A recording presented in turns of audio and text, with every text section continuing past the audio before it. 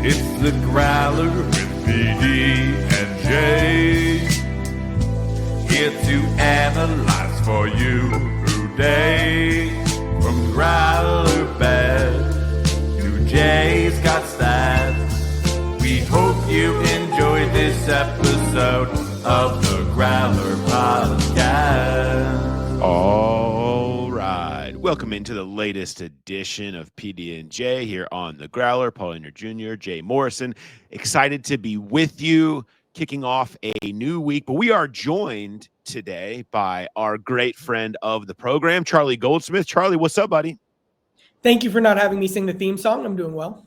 Yeah, you're welcome to. You know, singing has been all too regular of a thing here for me lately. So if somebody else is willing to come in and maybe be offset me with an alto or soprano or however, wherever you can fit you in, maybe the three of it could be the three tenors by the end of this. Wow. Maybe that's where we end up. Nobody wants to hear me. That's what happens if they go winless. We make that thing. No doubt. So this is a special episode that we're doing this week. I like doing these coming off the bye week every year, and because you can never talk enough about Joe Burrow, and we are only going to talk about Joe Burrow in this episode. This is the 2024 edition of the Burrow-sode. We're going to dive into his season, how he's played, how he might continue to play, his demeanor, records at stake, so many things, that everything that revolves around the face of the franchise. We are going to be talking about that here, and you're going to hear from Dan Pitcher, offensive coordinator. You're going to hear from quarterbacks coach Brad Kragthorpe.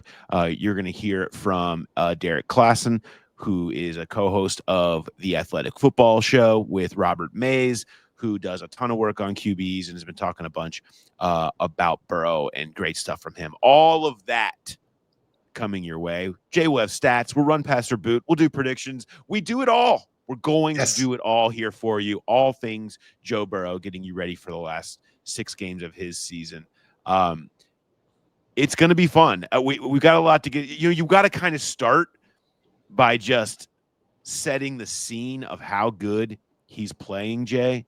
And I don't, I'll leave the good stats to you. I'll give the basics. He currently leads the NFL in completions with 274, attempts with 408, yards with 3,028, TDs with 27, and QBR at 76.1. That's a lot of good things to lead the league in, it seems. It is. I mean, and you wonder, you hear all the time about the Bengals are wasting Joe Burrow, because it's not just the numbers this year. It is the numbers where he stacks up in NFL history is amazing. And so you want to bring these up now? Is this the good time? Bring it up. Let's go. Let's start with bring the heat right off the top. Jay's got stats. So this is the ratio of touchdown to interception. So 14-1, Tom Brady in 2016. Nobody's ever done better than that. But this is the only guys that have ever been at 6-1 or better. Joe Burrow currently at 6.8-1. Look at the records of all these other teams. Go ahead and list them off. So you've got Tom Brady, 14-2. Aaron Rodgers, 6-9-1. That's the outlier. He was 25 touchdowns, 2 interceptions in 2018. That was what year? That was 2018. Yeah, and they missed the playoffs. All these other teams, Aaron Rodgers in 2020, 13-3. Aaron Rodgers in 2021, 13-4. Tom Brady in 2010, 14-2. Aaron Rodgers in 2014, 12-4. Rodgers in 2011, 15-1. It just goes on and on and on. All these teams went into the playoffs except for that Aaron Rodgers team in 2018. Burrow and the Bengals sitting at 4-7 right now. This list for those of you on YouTube that can see it, there's 7 MVPs on this list of the top 12 to do this. It's remarkable where he ranks. And so I wanted ratios one thing, but then I also wanted to look at just the differential. Just take touchdown passes minus interceptions. What's the greatest number? And for that, you have to kind of project it out. You have to extrapolate what his numbers on his current pace would look like. He would be at 41 touchdowns, which would be a franchise record, beating his own, and only 6 interceptions. So that would be a differential of 35. That would be the 7th best in league history. And again, we're looking at a list here of 4, 5, 6, 7, 8, 9, 10, 9 previous guys, and you've got 7 previous MVPs on there. It's just 8. It's only remarkable. one non-MVP, and that was Rodgers. I think they were just sick of giving it to Rodgers. Yeah, he in finished 2016. he doesn't win the MVP that year, and they went 10-6. I mean, it's unbelievable. You haven't, Charlie. I mean, when you talk about the level of efficiency that we're seeing, I mean, is Aaron Rodgers? I mean, Aaron Rodgers has kind of become the comp. Him and Brady. When you see these names up here, we as far as who he models his game after, I mean, this level of efficiency is reserved for only very few that play the game this way. Efficiency is the word we always use when we talk about Joe Burrow, the NFL's all-time leader in completion percentage. I think what this season forces you to do, though, is change kind of what your perceptions or your preconceived notions about who Joe Burrow is and what that means for him going forward. Because if you just look at it kind of from a blind eye test, I mean, he's played a lot like Josh Allen, more than you'd think a prototypical 2022 style, take what the defense gives you, efficiency versus cover 2 Joe Burrow. Like, when you look at the amount of deep throws and shots that he's taking in 2022 and 2023, very small numbers. The amount of chances he's taking under pressure, the amount of chances he's taking outside the pocket, the amount of chances he's taking when he's holding onto the ball. Again, very small numbers in 2022 and 2023. This year, second most deep throws in the league when you look at the elite quarterbacks behind Justin Herbert. Deep throws while holding onto the ball, he's one behind Josh Allen. Deep throws while holding onto the ball while under pressure, he's tied with Josh Allen. And while Herbert and Josh Allen have a 64 completion percentage, 64%, Burrow is still completing 67% of his passes. So he's still like very close to the top in completion percentage, right behind Mahomes and Jared Goff. But he is now taking these extra chances, has a little extra sauce to him as he tries to make these plays. And the comp statistically, the other quarterbacks who are doing that are Josh Allen and Justin Herbert. And those are the types of plays we used to say Burrow, he didn't really make. He's gonna carve you up. Well, this year it's like he's taken an axe to the defense by carrying the Bengals offense. When kind of the offensive line is struggling, when the receivers have been hurt, Burrow just keeps getting better. These are names that are in the MVP conversation. And Jay, last week we were down at BetMGM Nation Kitchen and Bar. We had our live show with Todd Frazier, which was awesome, and host of all of our live shows that we do. You can go down there for UFC nights. There's no cover. There's big crowds. Any big game you want to go, make sure you go down there, nationkitchenandbar.com. You can reserve tables. Great time. Jay won the second chance drawing again last week, by the way. Every Thursday they do a second chance drawing if you had a losing bet. But when we were down there, we were told about somebody that placed a massive bet. Was in the thousands on Joe Burrow to win MVP. And it caught, it popped up where is he at now? So right now, you mentioned Josh Allen, right? He's leading the way at plus 140. This is on BetMGM. Lamar Jackson plus 200. Jared Goff plus 650. Patrick Mahomes plus 1,400. Jalen Hurts plus 1,400. Kyler Murray plus 2,200. Justin Herbert plus 2,500. All the way down to Joe Burrow at plus 4,000. I get it. I get the value play here because you're just going to take a flyer bet on Joe Burrow and this level of play equaling 6 wins down the stretch and then making a run, and all of a sudden he ascends up this list. I mean, could you see that? Is that in play? Is this guy crazy? I could see it. What I want to know is why Thursday of a bye week does he go down and make that bet? I mean, why wasn't it Monday morning as soon as they lost to the Chargers? But yeah, I could see it. I mean, if he keeps doing what he's doing and gets them in the playoffs, the one thing that I think he would have a hard time to win MVP is Lamar Jackson almost has to fall off the cliff a little bit, because if Lamar's got great numbers too, and even if the Ravens don't win the division, if Lamar has 2 head-to-head wins against Joe Burrow and they have similar numbers, I think people would have a hard time voting for Burrow, even though he's dragged this team into the playoffs with such a horrible defense. It's kind of like what they do with the Player of the Week honors, where he outstatted Lamar, in that game, that week 5 game, but Lamar got player of the week because they won the game. And so I think that would hold weight for voters if they would have a hard time voting for Burrow over Lamar simply because Lamar won 2 head-to-head games against him. Yeah, let's go through the Bengals wins real quick. The Carolina game, the story I wrote after that game was the defense literally apologizing and thanking Joe Burrow for bailing them out. The New York Giants game was the crazy, 50 whatever yard run for a touchdown. That was the offense's only scoring for most of that game. And then the crazy 3rd and 12 play to Yoshivas that iced it off basically before the Chase Brown touchdown run. The Yoshivas out of structure play was what basically, again, iced the game for the Bengals there. The Cleveland game, kind of a weird game, but, you had that one-on-one ball to Jamar. You had a nice slant to T for a touchdown as well. Burrow made some more plays. And then the Raiders game, Burrow was the only one who played well against the Raiders pretty much. And that's why he was as upset and frustrated as he was after that game. So if the Bengals have, let's go, Will Levis as their quarterback, are they a 2-win team? Are they a 3-win team? Are they a 1-win team? This is the impact that Joe Burrow is having on the Bengals. And again, they're still only a 4-win team, but the Browns have a much better roster outside the quarterback than the Bengals. You can look at a lot of these teams. I'd say the Jets have a better roster outside of their quarterback than the Bengals. When you look at their peers, well, Burrow is carrying the Bengals out from being the kind of team that has its entire organization on the hot seat.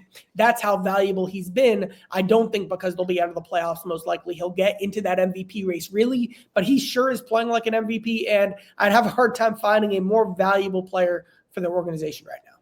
Yeah. I mean, it's just a matter of these games not ending in wins, which Bengals fans are all too aware of. Let's take this moment before we dive in a little bit more into some specifics to let Dan Pitcher set the next scene here for us. So we sat down with Dan during the bye week, and we sort of peppered him with a load of Joe Burrow questions and got his take on what we're seeing from him and where he's at. So here is Bengals offensive coordinator Dan Pitcher. Has Joe's pocket presence and movement somehow gotten better this year? I mean, he came out and that was his superpower. Yep. He seems like he's almost better this year. Do you see things in that regard? I think he's as good as he's ever been. Yeah. Maybe better. We're doing some things that maybe have presented a little more opportunity for him to move and created maybe a little more space. So maybe it's just that there's been I'm not talking something that we've done 100 times, but maybe something that we've done 20 to 25 times over the course of the year that's created more space for him to work into. And so maybe it's a little bit of that you're seeing. It's maybe just a little more opportunity.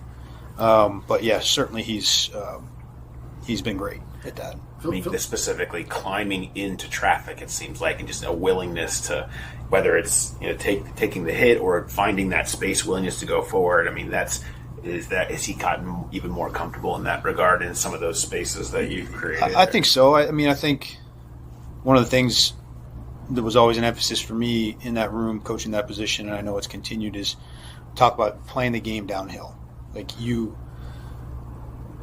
More good happens when you play downhill than when you play in retreat mode or you play in escape high mode. You can make good things happen in both those instances, but you bring in a lot more negative versus play downhill.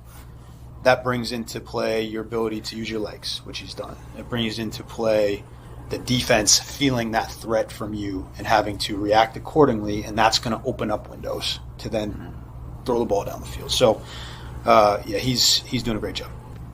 With Joe being so good at getting out of pressure in the pocket, breaking tackles, so to speak, or slipping guys, he talked a lot in the offseason about getting bigger and stronger. How much of that strength is playing into that, and how much of it's just savvy and understanding the pocket, not letting guys get clean shots and kind of. Yeah, I think it's both those things. I think the savviness and the awareness, the pocket presence are all things that he just intuitively has. I do think the strength plays too. I think you see that when he's got two hands on the football and he rips through contact and he's able to get out of contact to his lower body, extend plays. I mean, it happened, more than a handful of times just the other night. Mm-hmm. So I do think the strength plays in that facet. It's been through 11 games, in your opinion, Joe's best game. Man, been some good ones.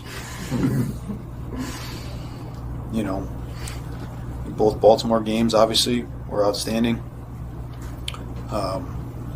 This one was good, really good. Couple that would have made it the best one of his season. But again, you're applying some pretty strict standards because of what he's done. So it's hard for me to say one over any of the others. If there was based off like what you guys asked him to do in the game plan, or obviously we can all see the stats, but just one that stood out to you. I'll tell you the thing that stood out about this one is just the circumstance we found ourselves in. You're down 21 points on the road. You come out of halftime and you go 3 and out. And there's a lot of teams in a lot of situations where that thing gets ugly real quick. And the opposite happened. And credit to our defense for giving us a chance to make that a game, because I thought they adjusted and they gave us that chance, and that's exactly what we did. So, and Joe deserves a ton of credit for that. Is there one thing that Joe is doing better this year than he ever has, where you see a clear improvement area? I know he's always looking for something, but is there something that stood out to you? There's one thing that is a little bit different in his game this year that's helped him? Or is it just more of the same? It's a lot of the same. Yeah. He's always taking good care of the football. I think he's taking unbelievable care of the football this year. Maybe that's an area where he's gone from excellent to whatever the next descriptor is. But he's playing great football. Yeah. You get the sense that the season is wearing on him, knowing him as well as you do. Do you get that sense that you can see that? I think it's wearing on all of us, Yeah. It's a long season to begin with. I don't care if we were 11-0 at this point. It's a long freaking season. And it takes a toll on you. So, obviously, the way things have gone, sure. I think he feels that. I think we all feel that. And because we're all competitors and we all believe in ourselves. And so, yeah, I'm sure he feels it. But we'll figure it out. You have no choice. We'll figure it out. And this little respite will help. How do you get him to take pressure off himself in key situations? Whether it be in the course of a game or a season, to where he doesn't and it may not just be him, but any quarterback. How do you get guys who maybe are supremely talented to make sure that they don't feel the weight of everything on them at all times? I actually think he does a better job of that than anyone I've ever been around, of compartmentalizing. Now once it's over, he might, given the season the way that it's gone, sure, I do think he feels the weight. But in terms of his ability in the moment, I've always felt like he has had just a rare ability to not be affected by things that almost all of us are. That's why he's been so good in big games, and he just can kind of almost robotically approach any given play at any moment in time. Again, I don't want to put words in his mouth. Maybe he's feeling it more than he has before. I don't know, but he's always been great at not doing that, and to whatever extent is humanly possible. So I wouldn't say that that's something that we need to work on with him. Okay, you heard from Dan Pitcher there, hanging out with us reporters and taking all of our Joe Burrow questions. I want to pose one of those to Charlie that we posed to Dan. What in your eyes, when you're watching him this year, what is the biggest development that you feel like you see him go from, whether it's good to great to elite, whatever your descriptors are? What is that thing this year for you? So if you were going to make a poster of Joe Burrow's 2024 season, what it would be would kind of him scrambling outside the pocket. His feet would be facing the line of scrimmage, kind of perpendicular. He'd be making some crazy leaping throw. It feels like he's made that a million times, and for a deep completion especially. And that kind of led me taking a deep dive. this feels different. How different is this? These out of structure plays. And so what I did is I looked at all of Joe Burrow's deep balls that he has completed over the last 3 years. Shout out NFL Pro. 2022. I listed all 2022 deep completions Burrow had, and I won't read the whole list, but basically it's jump ball, go ball, seam ball, go ball, etc. About halfway through that season, defenses adjusted, sold out to take those away. Burrow was hyper efficient, played it close to an MVP level, but he wasn't doing any of this. Joe Burrow's plan entering 2023 was recognizing that he had to make more of those out of structure plays. And through conversations I've had, I know that the way the 2022 AFC championship game against the Chiefs ended, that was a part of this, because you look at 2 plays the Bengals could have had back that could have won them that game were 2 out of structure plays where Burrow couldn't connect with T. Higgins. Those backyard plays just weren't a big part of his game yet. The plan was to make that the focus for 2023. Burrow was ready to do it, then he strained his calf. He never got to show it until the 2023 game against the Texans, that special deep ball fading to his left down the field to Jamar Chase, one of the most beautiful touchdowns I've ever seen. Now, in 2022, Joe Burrow had zero of those out of structure, under pressure plays for a deep completion. In 2023, he only had 1 of those out of structure, out of the pocket, under pressure, deep completions. And this year he has 4. This was his plan. He said before week 1, that's something I've worked really hard to show the last 2 years. I'm excited to show that part of my game this year. The stats I showed earlier showed that, the stats I said earlier showed Burrow is literally doing that, kind of the second best in the league, right behind or right toe-to-toe with Josh Allen and Justin Herbert, while having a higher completion percentage than both of them, while protecting the ball at an elite level. Burrow has never been this good at buying time in the pocket and staying aggressive when pass rushers are getting in his face. Yeah, perfectly said. I think, to me, and I think it's all connected. Jay, you asked a great question about the strength that he added, and that I thought that was a great point, because we were spending a lot of time looking at his wrist and flexing and water bottles and things like that, and he was spending a lot of time talking about his body, or Zach Taylor was using that as an excuse to not talk about his wrist. His body looks as good as it's ever looked, and we're all like, okay, easy, okay. But it was because he did focus on putting on weight, putting on strength to survive the season, but also to survive tackles. And I feel like we're seeing him climb the pocket aggressively. The phrase that Pitch used it, I love, playing the game downhill. So much of Burrow previously out of structure or off of pressure, you would be more so escaping outside and working to escape outside. Now I feel like you see him climbing into traffic.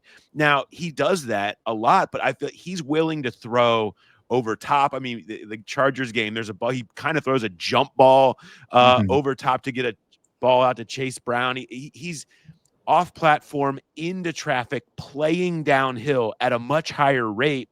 And I think that's kind of the next level of what you've seen from him. I want to bring in real quick on that topic. I asked Brad Kragthorpe kind of the same question, quarterbacks coach, and he went to that direction as well. Yeah, I mean, well, like you said, because of how good he's been, it's kind of hard to say that there's been dramatic improvement in any specific area. But I would say that the pocket movement and the pressure awareness and his ability to decisively work through progressions and find completions, I feel like it's gone a level up this year, which again is crazy to say, it sounds like, but I would say that's something that he's been excellent at this year, and it's given us opportunities when plays might not work out the way you draw them up on paper to still have an efficient play or even an explosive play. So that's something that I think that he's been really, really good at this year, and something he's always been good at, but it feels like something that has, again, even leveled up this year. The throw, he went on to mention a throw that he makes in Carolina, scrambling to find Zach Moss, and just magic. And I call it, you mentioned shout out NFL Pro. I call it the magic filter. You just go 3rd and long, Bengals 2024, and just watch Burrow create conversions out of midair on repeat.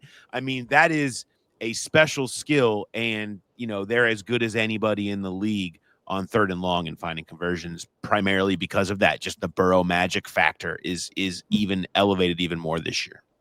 It's also their entire goal line offense. Yeah. I say that tongue in cheek, but I went through true. 5 touchdowns on the run out of the pocket in 2022, 5 more in 2023. He already has 10 in 2024.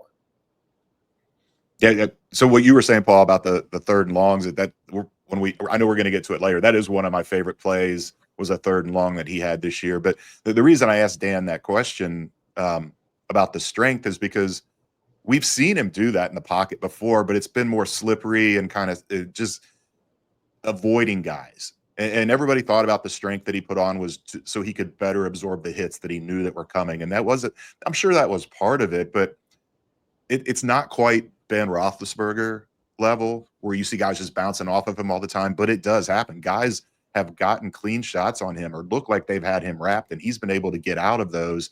And that is where some of the big plays have come from. And if I was looking at the one thing that I think has grown in his game the most, it's the ability not to withstand the hits, but to avoid them, to just have them glance off of him and then make the magic. Or sometimes it's a routine play. You get past that one guy, and then there's a guy streaking across, and it's an easy completion.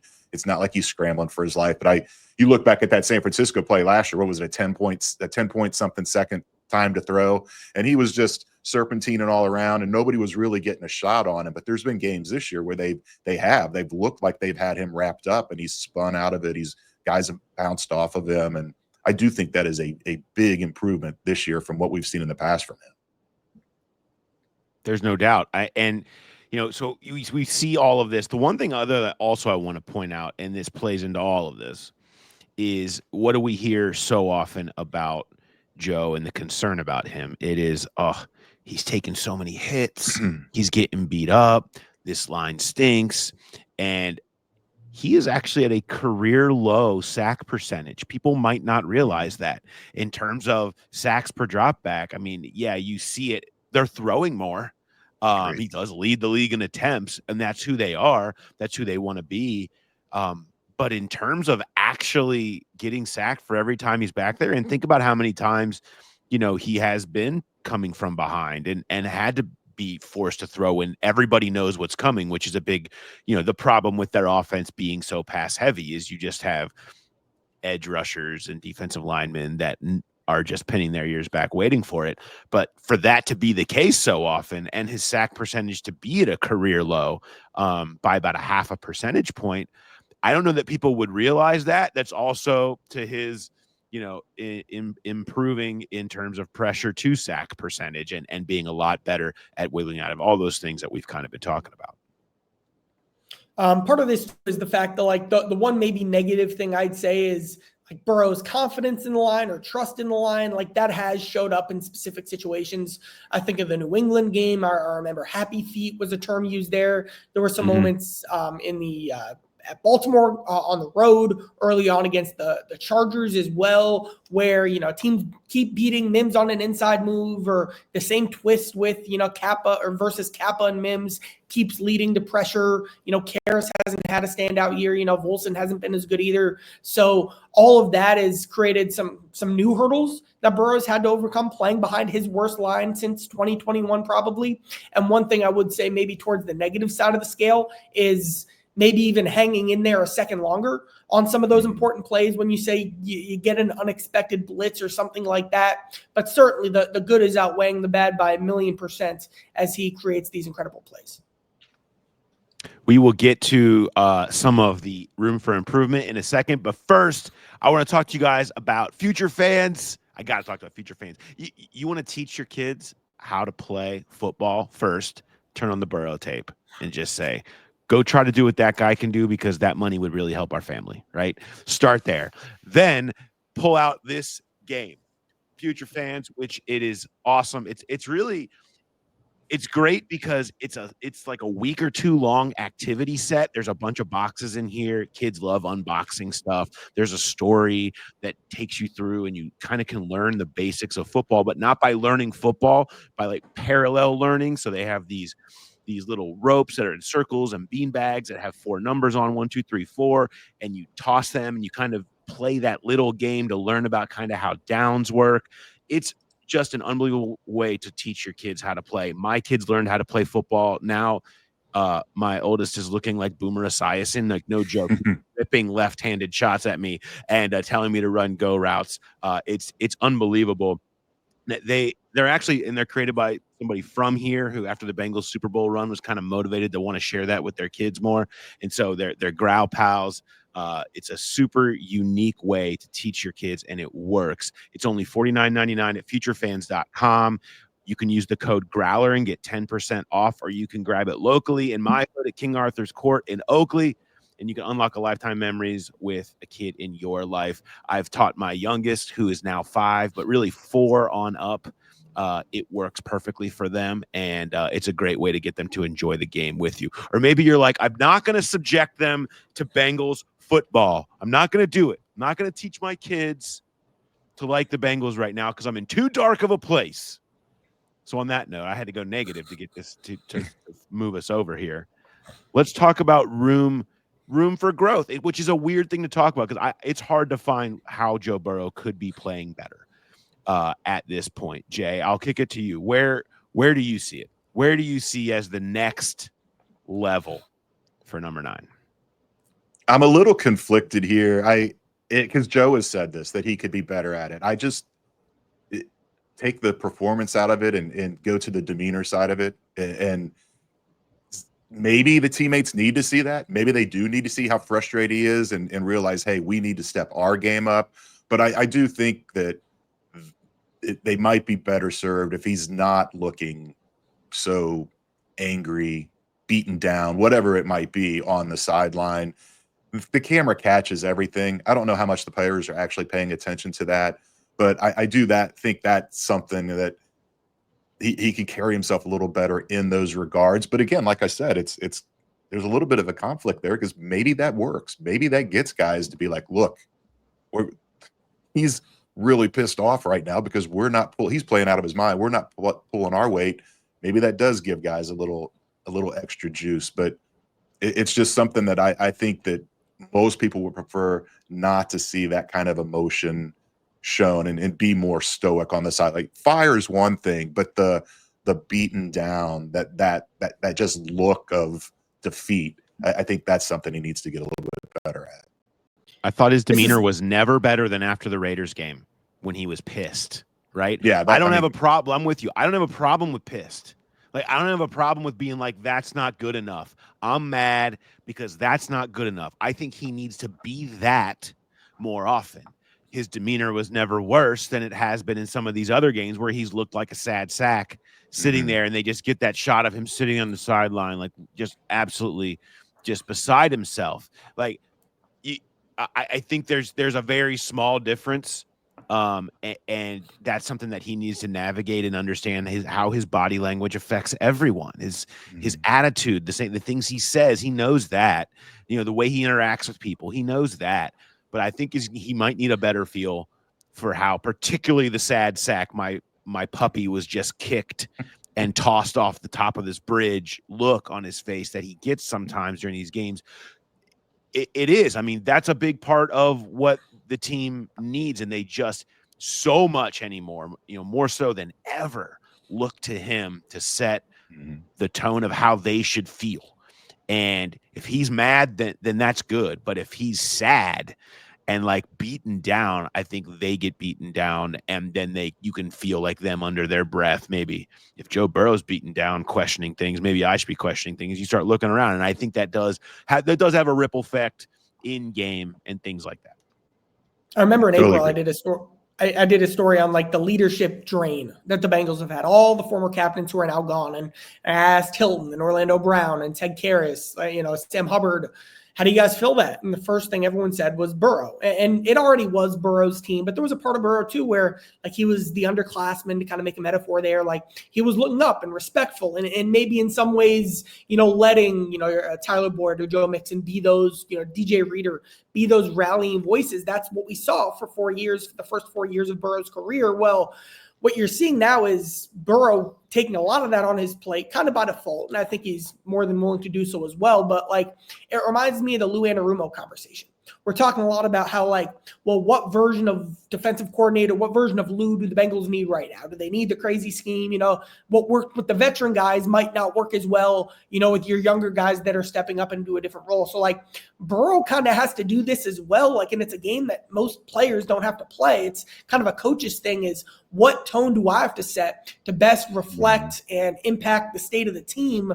It seems to be, it's going to have to be very conscious. And like Brady had that effect. I'm sure Manning did as well. But like very few, like Chris Jones and Travis Kelce are those guys for the Chiefs. Like quarterbacks very rarely are put in that position where they are kind of the heart and soul that everyone is looking to constantly, consistently. Like, does Burrow have to play a bigger role in helping the defense step up and the next wave of leaders on the defense step up? Like, maybe. I don't know, and I don't know that I have an answer to that question, but we would never ask that about Carson Palmer or Andy Dalton. You know, we would just say that's the other side of the ball.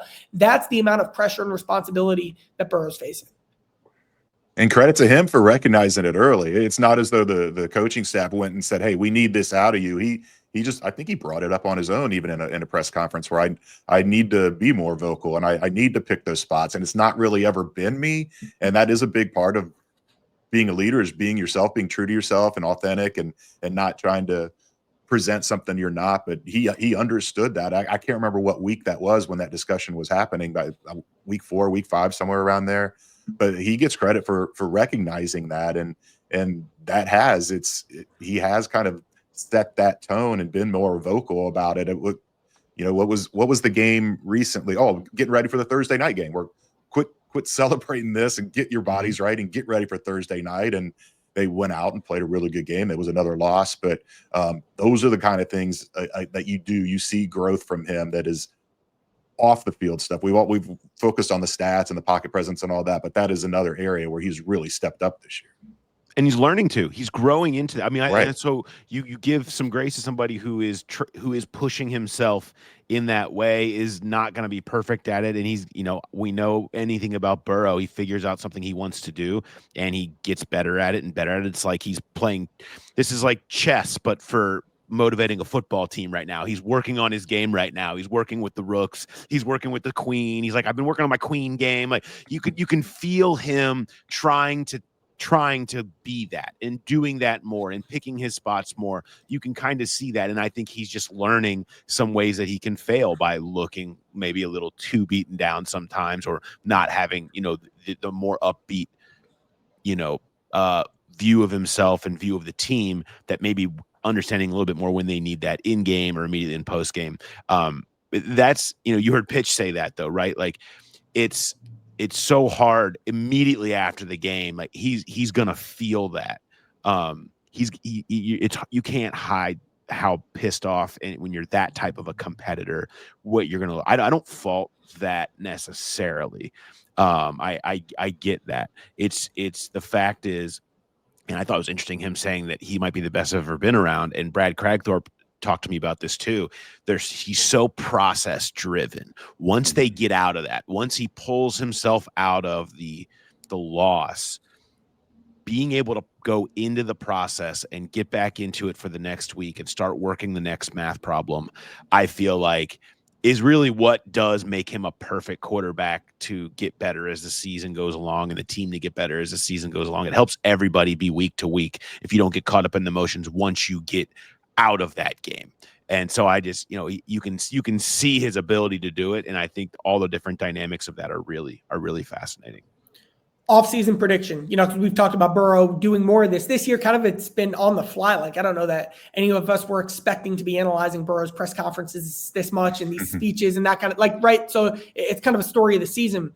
You talk about the mathematical nature of Burrow. Like, it almost reminds me of like learning how to be a head coach, or like Zach's experience where he's talked about learning how to be a head coach, talking about watching press conferences from around sports and different types of things. So like Prediction for the offseason, Burrow, we end up hearing, met with this, leader and this great athlete and watching this seminar. And we end up hearing a lot of these examples of Burrow kind of attacking, like almost from a scheme perspective, the way that he can continue to step up into this role more and more. Like, how many times have we heard Burrow talk about having a full offseason to prepare for different things? This was kind of all thrust upon him, kind of just like the calf injury was. I really wonder and almost expect, when Burrow has a full offseason, knowing exactly the type of role that he has been playing this year, the active and proactive work he takes to maybe do it 5% better in 2025. I'm going to study 5-star generals, the greatest leaders in military history.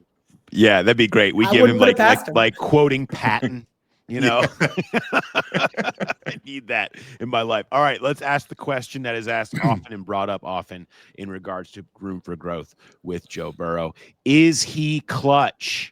Right? Okay, so the ends of these games, we've all ad nauseum talked about, tried to assess blame, figured out what's going on with these one-score losses. Jay and I last week certainly went really deep into that. Is this a Burrow's not clutch thing? Charlie, what's your view on the is he clutch question? I've had a lot of free time recently. I went through all the clutch plays for the whole season. So I have such a hard time believing that the guy who hit the deep post over Marcus Williams versus the Baltimore Ravens isn't clutch. The guy who had that crazy 4th and 10 to Andre Yoshivas with the safety draped on his back, fitting that throw into a needle. The Jamar retro route that Zach talked about that they drew up in the dirt. Underrated play from the Chargers game was before the Hail Mary, like across his body while taking a hit, throwing away from Yoshivas perfectly. Like, it doesn't get better than that in the biggest moments. Burrow has really slipped up twice where you can really say that was Burrow's fault in the clutch this year. The New England game, final drive, terrible, and the missed go ball to Jamar Chase. Meanwhile, Jamar kind of made me think about this, and I think Zach and Pitch have done a lot well for the Bengals. They keep scoring 30 points, offensive evolution. There's a lot of positives that I'm seeing. But when you look at the biggest plays of the game, man, there are a lot of times where you can say, you know what, the defense just won that down. And that happens. That's football. They're on scholarship too. But the biggest trend going through every single clutch play this year was I've got 1, 2, 3, 4, 5, 6, 7, 8, 9 plays where, all right, just tip your cap to the defense. They won the down. The 2-point conversion in Baltimore is a perfect example. A perfect example is versus Kansas City, 3rd and 6, the Bengals' final drive. No one expected Shamari Connor was going to blitz. Connor blows up the play. No one had it picked up. The first game against Baltimore, they're trying to, that final regulation drive. I mentioned the twist that Mims and Kappa have been struggling with all year. Well, Matabuke hits him with that. That's a scheme thing. That's a rules thing. That's an adjustment and improvement that should have been made when they were getting beat on those plays in week 1 and week 2. There were 2 plays against the Chargers, both second downs, where the Chargers kind of took away the middle and deep lanes. One became a second down check down in the flat to Drew Sample. Broken up. She's probably not going to make that play. And then the almost identical play, the play where Jamar wasn't in the game on second down, just blown up, same route to Chase Brown. There are so many of these moments where the defense just wins the down. One more, the final 3rd and 10 for the Bengals that led to Burrow kind of having to spike the ball because the defensive line with a blitz blew up the play in a way Burrow wasn't expecting. So, this stuff keeps happening. And I think Jamar and Zach's relationship is in a very good spot. But when you hear Jamar saying, I don't call the plays, well, that made me think of all of these plays, and you could maybe even throw some others in here as well where, well, the defense just won, and when you're, one of the best offenses in the league, you should be the one imposing your will on those downs. I wrote about clutch plays and sat down and watched clutch drives over the early portions of Burrow's career. I sat down and watched film with Brian Callahan and Zach Taylor. We went through the Super Bowl. I punished them basically by making them do that with me. And there were a lot of great teams. I recommend, please go back and read the story. I spent a lot of time on it, but there were a couple of things that stood out to me that have come back into my head this year from that on this topic. And that was Brian Callahan saying in the clutch, we revert to our core stuff. We like to go back to, we do this stuff well. Keep it to your basic best plays, right? And that's great. But that's fine. I don't have any problem with that. But I do see it does seem like they look different in those situations sometimes. Like the drives all of a sudden can look different. And so you wonder, I very much butchered a question I tried to ask to Zach Taylor about this last week about if their process changes, what changes and what they're trying to do when they get into these last couple of drives. And his point was that it's kind of the same. There's a few more voices essentially in his head, whatever, of different game management stuff, but it's mostly the same. But a lot of, it just seems like it certainly is consistently playing out differently, where it seems like the plays aren't going their way. And how much of that falls on Burrow? I'm with you. I don't believe that, because and you'll see he game-winning drives. He never does this, that, or the other. I look at clutch moments. I'm a big high leverage clutch moments guy. I am a third down red zone fiend. These are the moments that decide games. They've decided the Bengals season. Jay and I talked about it from a defensive side a couple weeks ago. That's their season in a nutshell, is all these third down red zones that they can't get stops on.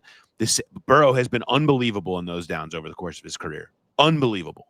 Like, he just is an absolute killer in those moments. And you can talk to me all you want to about the end of games and this, that, and the other. I've seen plenty of games where he makes the big throw, makes the big play.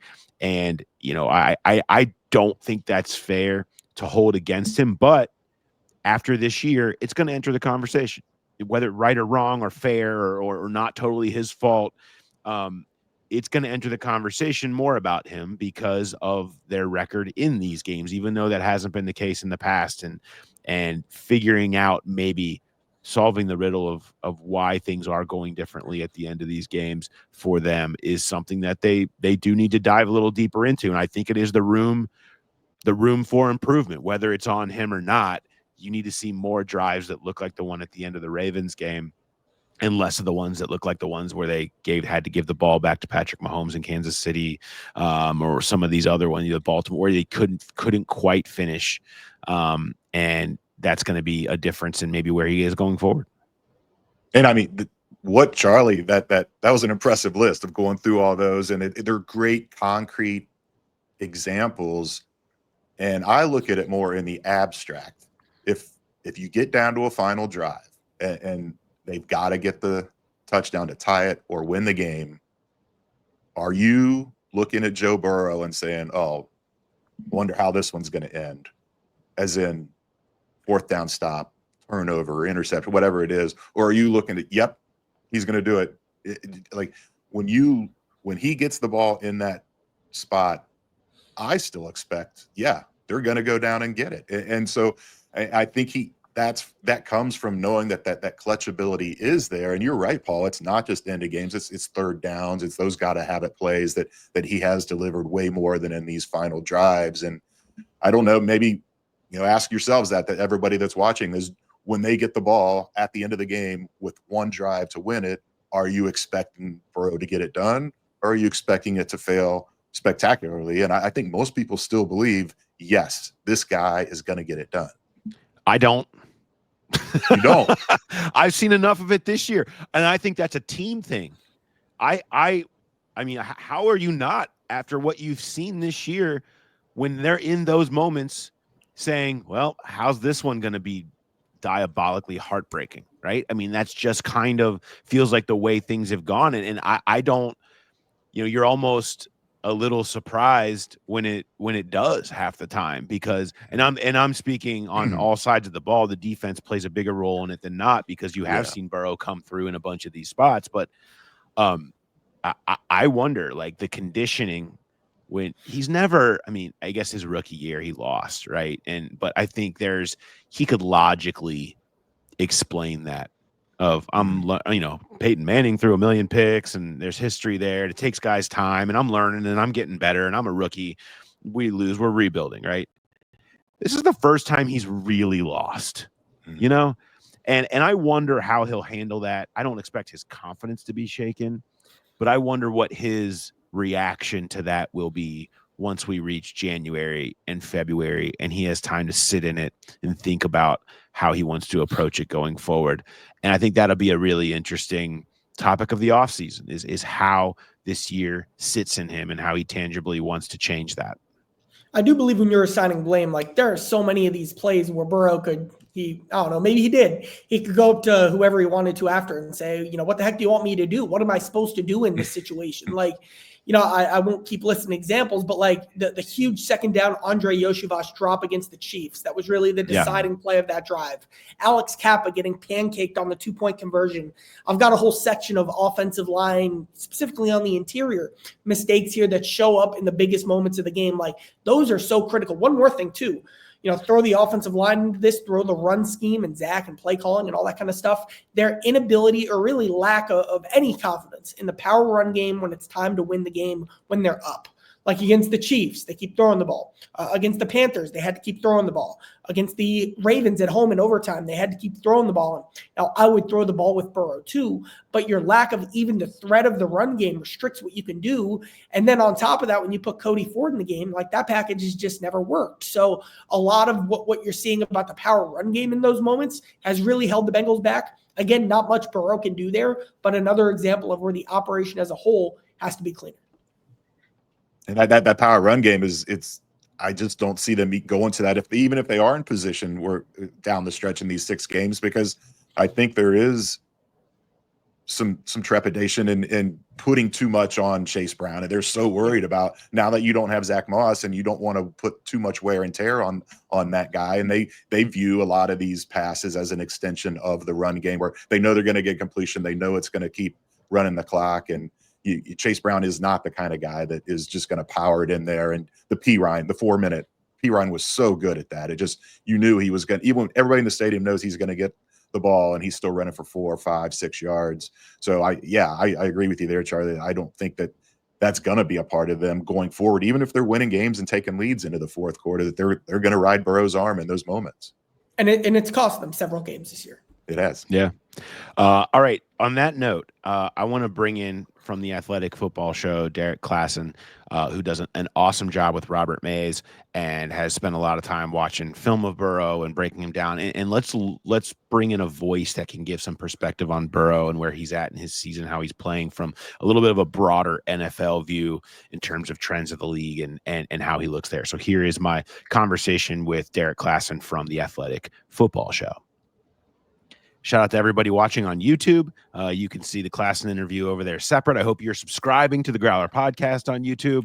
Make sure you do that. Ring the bell. Leave us comments and nice ratings and all the things you're supposed to do because it helps more people find us. We certainly appreciate it. So make sure you go check that out. And all the other stuff that's on the site. There's just a really concerning amount of content on the YouTube page. So make sure you get over there and check it out. All right.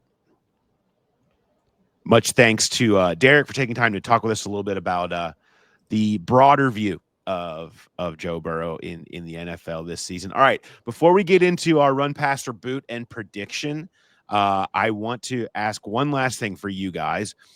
Give me a pick of if you have a favorite play. Charlie, you have to go deep into your list. I don't know how many you've got there, but a favorite play or a favorite game or a favorite anything. Favorite moment, I don't care what it is, from Joe Burrow this year. I'll give you a shot. Jay, you go ahead and start it off.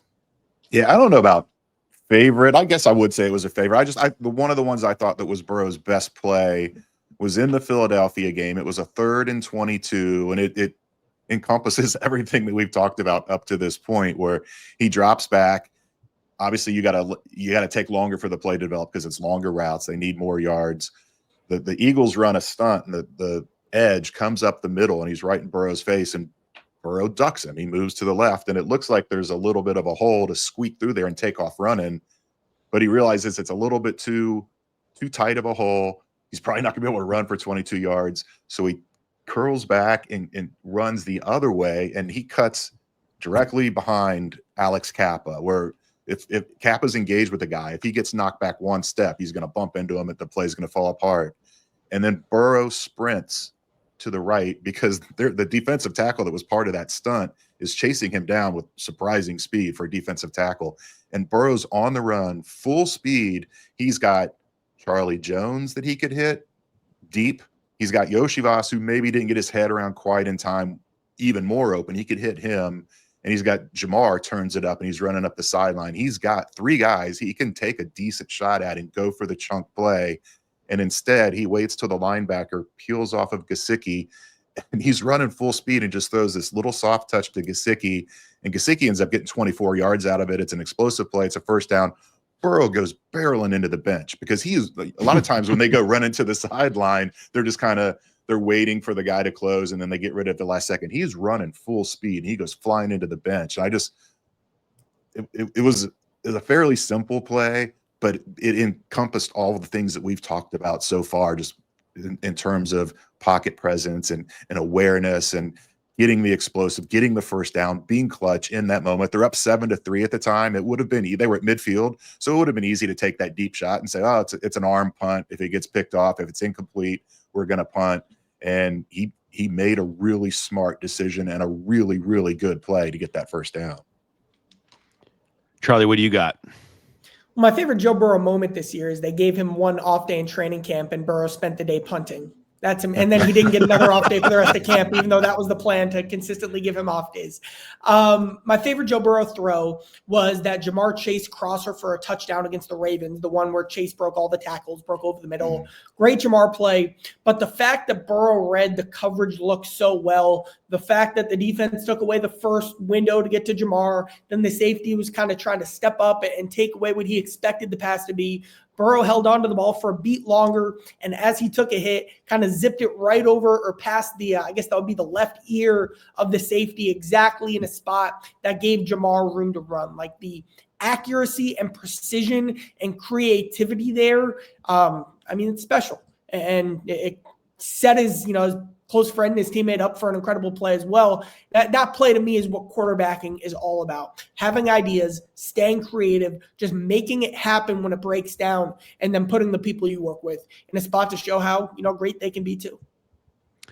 I have my favorite play actually is a little bit of recency bias because it's just the one I can't get out of my head from the Chargers game, and that's the ball that he ends up throwing to Chase Brown. He flushes out to the right. He rips out of a sack that by I think Bosa and cuts across, and he's running out and he's parallel to the line, keeping his eyes downfield, and he sees the smallest triangle of Chargers defenders ever, and Chase Brown running in between them, and he just rips a ball right into that hole that Chase Brown catches. Because he's a running back, he's able to be even more after the catch. They get an explosive play in a massive moment and have got to have it game. And it's just pure, you saw the strength to get out of the pocket. You saw him play downhill. You saw him keep his eyes up and then have the arrogance in his arm to make that throw. And that brought me to the other point I wanted to make here is that, what we haven't talked about? We're almost, we're over an hour into this. What we haven't talked about? His wrist. And that was the only thing we spent the offseason talking about. Yeah. The biggest concern in camp and early in the season. I went back, and so we have next gen stats access, and I went back and looked at the next gen stats on his ball speed, average ball speed velocity. Okay. And I wanted to compare it by air yards. I wanted to compare it by years. And I've done this sort of a little bit earlier this season, but this is a much fuller view that's really interesting here. So you look at Joe Burrow's pass velocity, so his average ball speed, you can see a huge jump after week 4. So from weeks 1 through 4 on balls that were 1 to 10 air yards, his average speed was 25.3. It jumps to 29.7 since 11 to 20 air yards. His average was 31.4. It jumps up to 35. 21 to 30 yards, 33.9. It jumps up to 37.5. I mean, those are those zones where you're having to throw into tight windows. You're throwing to the boundary or whatever. The trust that he's had to rip it a little bit more with that wrist had really you can see where it turned to the next level. Now I went and put those against the 2020 through 23, so earlier his entire career before this year, and you can see that he's still a tick below what he used to be. So if you look at weeks 5 through 11, if you look at the air yards between 11 and 20, His career is 36.3. This year it's 35.0. His career in the 21 in the 1 to 10 is 32.4. He's at 29.7, right? So like it's a tick, just a small tick, but it took him that time to get there. And now the way he's playing, as he's really taken off since, that Baltimore game, the first Baltimore game, it's a lot of it does have to do just with trust in the wrist, trusting to be able to go to throw it and rip it into those tight windows, which he's just done a ton more often. And I think it's really a testament to him and his ability to work through that, something that he's admitted has been a process all year, to get it to the level that it is now, where we're not even really talking about it anymore. And I think what that shows is there's more there. That as good as it's been since week 4, that he's still not quite to that 2023 level. So it's been an ongoing thing. It goes back even before weeks 1 through 4 into training camp, where he wasn't throwing it deep very often, and then you just gradually see the step where it either felt better or he had more trust in it, and it's something that maybe Bengal fans can be excited about going down the stretch, these final 6 games, that there's more there, that he can even get it stronger and rip it even more, do the kind of things you need to do to pull off some kind of crazy 6-0, 5-1 finish. And that trust is reflected in just literally the throws that he's attempting. We went through the deep balls he made he tried earlier in the season. For the first 4 weeks, it was all go balls, and then the one wobbling duck to New England that Jamar Chase hated and said was a bad throw. Yeah. Starting week 5, he had that beautiful post before halftime. Then he started having the backyard throws, a scramble drill deep out, a post, a slot fade, a double move, 2 more backyard deep balls. So like that week 5 point is when Burrow started showing signs that, this trust, this confidence is there, and I'm showing it with the throws I'm completing. Yeah, and I think the lack of it showed in week 1. I mean, that was, in retrospect, we all saw that and speculated that, but I think you can see that the wrist had a lot to do with everything that went down for Burrow against New England. All right, let's wrap this up with a run, pass, or boot and a prediction. So run, pass, or boot. I think we got a good one here. Jay, I'll let you kick it off. What does Joe Burrow end up leading the league in, or what number's higher, I should say? What number ends up being higher here? Wins over the final 6 games, his finish in MVP voting, or his finish in QBR, where he is currently number 1. So what number will be highest is what you would run with here. Wins over the final 6, finish in MVP voting, finish in QBR. Yeah, this is easy for me. I'm gonna run with wins. I mean, 3-3 seems like a reasonable expectation, and obviously 4-2, 5-1, 6-0. You can't rule out any of those. I know it's crazy to say when they're only 4-7, but you can see a path where they could really rip off a nice stretch here. He's currently first in QBR. I don't see that going anywhere. He's going to be probably first or second in that. MVP could be, what you read the odds earlier. What's he at, 8th right now? 8th, yeah. But I think if they win enough 4, 5, 6 games to where they're in the playoff conversation or even make the playoffs, that's going to jump way up. He's going to, if he doesn't win it, he's going to be a top 3 vote getter in the MVP. So I'm going to run with wins. I'm going to pass on MVP, and I'm going to boot QBR. Okay. What do you got, Charlie? To me, QBR is the easy boot. I see Burrow leading the league or finishing second at worst in QBR. It's not, again, like we were just talking about, it's only getting better.